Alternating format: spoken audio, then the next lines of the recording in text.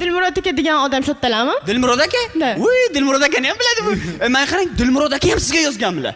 Da, просто ular meni tipim emas-da. Ronaldo direktimga yozganida nima deb yozar edi? Keyin Ronaldo meni tipim. Siz oldingizdagi Zidanni ehtiyot qiling. Nonimni yarimta qilmang. Boyaga hozir visnat qilish payti keldi endi mana. Kimni tipi, nima, kim yalmog'iz, kim Superman. Marhamat.